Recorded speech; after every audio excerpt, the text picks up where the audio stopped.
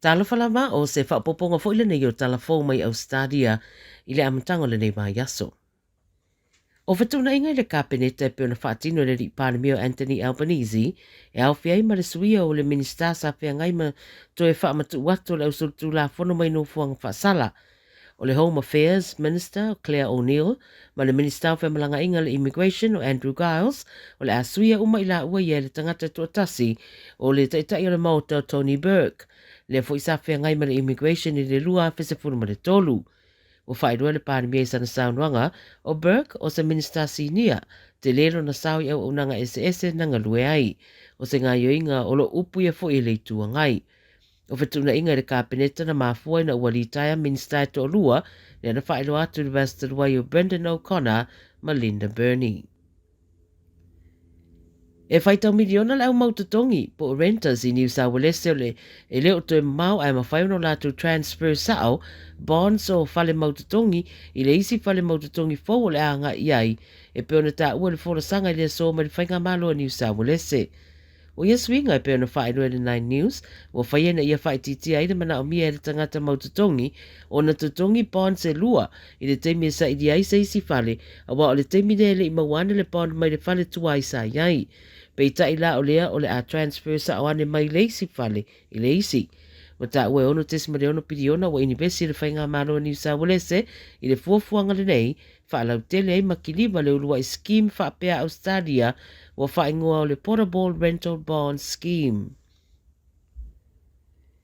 Ua tala whanono fo ila amatanga le nei vai aso i se tala vowa li potiana umalo naola ina wasa sawane se afi se whale Hunter Valley i New South Wales la vai le pōna pō.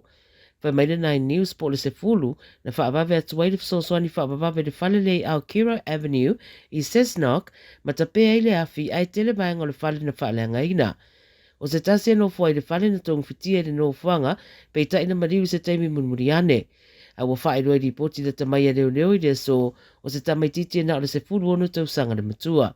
Ta ua leo leo o whanga soro suenga i le so i le mafuanga le afi ai ripoti e le o masalami ai se tasi a wa whao o fo i mawha mai senga i le aingo si ari i tala vowa maniu.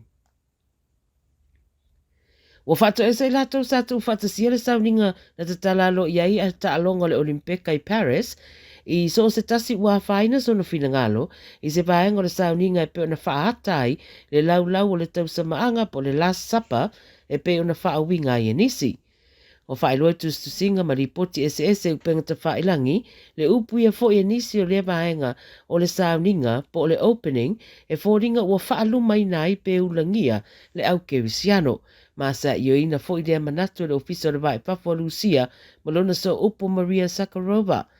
I le ripoti le ala taiva ua whaeloi le whaatonu sa whea ngai ma le vaenga leo le sauninga Thomas Charlie o le autu ia whaamanatu tūranga ese o tangata ma tau mawhatanga a e maise o le tuwina o se wheau e whaatatau i le alofa ma le au fia whaatasi o tangata a e le o le whewai mai ai. Tana murimuri, e na o le se furu iwa tau sanga le ri tala vau na maniu na wala vele ta avale Bendigo i Victoria i le tai awana nafi. Fa mai le 7 News whaedoe leo o le taavale na se ese male ala tele i Powell Street i White Hills ma anga isa au tutono le roto ao se pisi nisi.